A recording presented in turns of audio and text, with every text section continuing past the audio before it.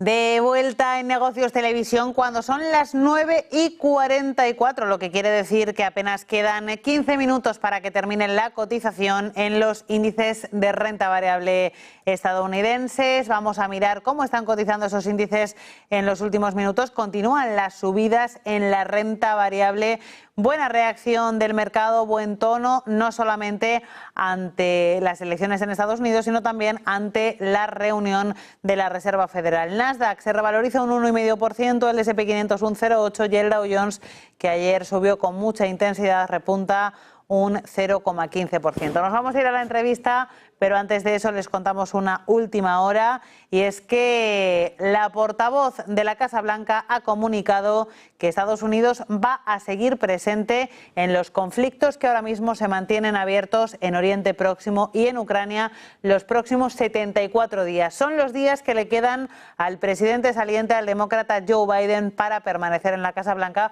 Así que ha dicho Karine Jean-Pierre que la política internacional de Estados Unidos continuará siendo la misma hasta el final del mandato de Biden. La secretaria de prensa, Karine Jean-Pierre, ha dicho eso, que aunque el presidente Joe Biden no ha hablado con los líderes mundiales sobre el futuro cercano de las relaciones con estos países, el mensaje general es que la administración seguirá estando ahí, seguirá siendo continuista para temas críticos como el Medio Oriente o la situación en Ucrania. Jean-Pierre ha dicho que Washington seguirá participando en las gestiones diplomáticas para resolver la crisis en Oriente Próximo y conseguir un alto el fuego que involucra al Líbano, y que el apoyo a Ucrania seguirá fluyendo. To advance diplomatic efforts, obviously to end the war in Gaza and secure the release of all the hostages. That's what we're going to continue to do, and as well as our efforts to get to a resolution in Lebanon that ensures citizens on both sides of the blue line can safely return home. And so that's going to continue in the next 74 days. That's going to continue to be a focus, and that's going to continue to be a commitment. Harder, though. It's asking for speculation.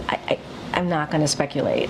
All I can speak to is what we're committed to do, with that. De vuelta en el cierre de Wall Street, hablamos con Gonzalo Bernardos, profesor de Economía en la Universidad de Barcelona. Gonzalo, bienvenido. Buenas noches. Gonzalo, te quiero preguntar por Donald Trump, su llegada a la Casa Blanca, prevista para dentro de 74 días, y sus políticas monetarias. Tenemos muchos titulares. Hoy hemos sabido que Donald Trump podría no quitar a Jerome Powell de la presidencia de la Reserva Federal. Hoy se le ha preguntado a Powell sobre ese tema, pero evidentemente no ha querido entrar. Ha dicho que su cargo no es político y que Donald Trump no le puede destituir, que eso es ilegal. ¿Cómo va a ser el mandato de Powell y el mandato de Trump en paralelo? ¿Cómo esperas que sea esa relación? Porque cierto es que Donald Trump fue quien puso a Powell al frente de la Reserva Federal, pero luego ha habido fricciones. Sí, pero todos los políticos quieren intervenir en la política monetaria. Algunos los hacen de forma más directa, otros los hacen de forma más indirecta. Cuando el presidente de Estados Unidos era Ronald Reagan y faltaba poco para las elecciones norteamericanas, cogió y a su hombre de confianza, James Baker, le hizo que fuera a hablar con el presidente de la Reserva Federal de entonces, para ver si suavizaba los tipos de interés, porque necesitaban que en 1984 hubiera una expansión económica, como realmente hubo, para ganar las elecciones por goleada. La expansión económica fue brutal, subió más del 6%, porque fue efecto rebote después de los grandes recortes de gasto público y los elevados subidas de tipo de interés que se hicieron entre los años 80 y 82. Entonces, Trump necesita, por un lado, unos tipos de interés bajos, pero por otro lado, sus políticas conducen a una inflación alta, y esto es una contradicción. Y necesita unos tipos de interés bajos para que no se le incremente más los pagos de la deuda pública. Si la memoria no me falla, Estados Unidos tiene una deuda pública del 130% aproximadamente, el déficit público está por encima del 6%, y además la política de reducción de impuestos, si no reduce muchísimo el gasto público y no elimina muchos servicios y funcionarios, le va a generar que el déficit público, en lugar de bajar, suba. Por lo tanto, aquí tienen un problema y aquí vamos a ver un conflicto muy importante. Veremos si Powell es independiente o Powell es sumiso para continuar en la Reserva Federal. De esas políticas que quiere poner en marcha Donald Trump, que muestran cierta contradicción, porque por un lado él ha insistido una y otra vez en campaña en que la inflación está altísima y que quiere hablar con ella, pero por otro lado son medidas que podrían aumentar la inflación, como esas políticas arancelarias. ¿Hasta qué punto crees que va a implementar lo que ha dicho en campaña y de qué forma lo va a hacer para evitar que se produzca ese aumento del déficit y esa subida de la inflación? Mira, yo lo que tengo muy claro es que va a aumentar los aranceles. Y ya lo que no está tan claro es si los va a aumentar respecto a México. Yo tengo la impresión desde hace muchos años que Europa y Estados Unidos han hecho absolutamente el primo, si queréis, el idiota con China. En principio la idea era la idea buenista, la idea adolescente, porque es que esto no tenía ningún sentido, es que si China crece mucho, al final abrazará la democracia y se dejará la dictadura y el sistema político pasará del comunismo a ser un sistema político liberal. No. Hemos visto que esta idea ha fracasado estrepitosamente. Hemos dejado marchar en Estados Unidos y en Europa las empresas con puente de plata a China para que bajen los costes laborales y de esta manera conseguir más beneficios simplemente por el lado de los costes, olvidándose muchas veces el lado de los ingresos. Y el primer adalid de esto en Europa ha sido Alemania, que le vienen unos tiempos horrorosos. Ahora son malos, pero lo peor está por venir. Entonces, que a mí Donald Trump en el 16 subiera los aranceles me parece muy bien. Que los mantuviera Biden me parece fantástico.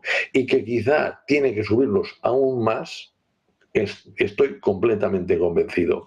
Y el mundo se va a dividir en tres partes. Una es Europa, otra Estados Unidos y la otra China. Y por ahí quedan Rusia, India, Brasil, Sudáfrica, etcétera, etcétera, sin definir. Pero China lo va a pasar fatal, porque ya ha estallado una burbuja inmobiliaria. Tiene un modelo de crecimiento que ya está desfasado e impedido por estos aranceles. Y lo que vamos a ver, afortunadamente, es cómo vuelven muchas inversiones del sudeste asiático a Europa y a Estados Unidos. Y os debo decir que ya era hora. Ahora, ¿qué repercusión negativa tiene? Pues claro, si China no te exporta sus productos, entonces esos precios bajos ya no existen. Los precios son más altos, aunque los trabajadores ganen más dinero y aunque los puestos de trabajo que se crean sean de mayor calidad.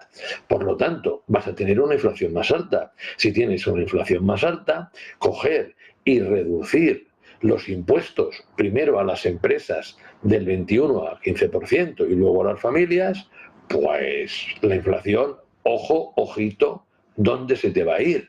Y este cúmulo de políticas es inconsistente y va a padecer por dos vías: déficit público e inflación. El hecho que dice Trump que lo que recaude con los aranceles me servirá para compensar lo que voy a dejar de recaudar por disminución de impuestos, no se sostiene por ningún lado. Es absolutamente política ficción. Y tenemos la incógnita de a ver qué hace, porque Trump es el vivo exponente de que dice una cosa y hace otra, de que cambia de opinión de forma relativamente frecuente.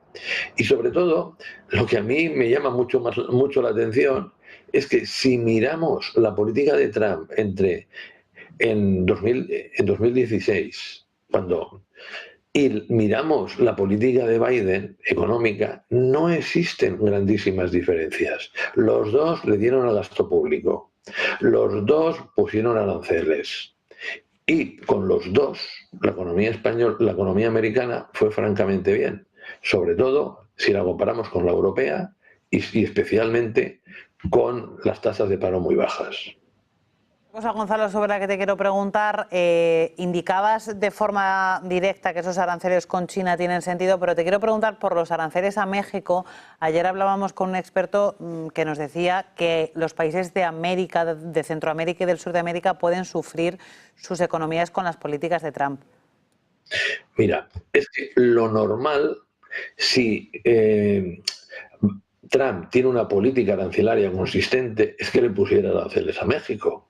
¿Y por qué lo normal? Porque claro, es que México, con un presidente horroroso, el que acaba de salir, económicamente le ha ido bastante bien. Porque en esta vida lo más importante que tiene que tener un presidente es simplemente suerte. Y le tocó el premio gordo de Navidad más la pedrea. ¿Por qué? Porque como consecuencia de medidas proteccionistas contra China, lo que hizo China es instalarse en el norte de México, las empresas chinas, y a partir de aquí se saltaban el proteccionismo.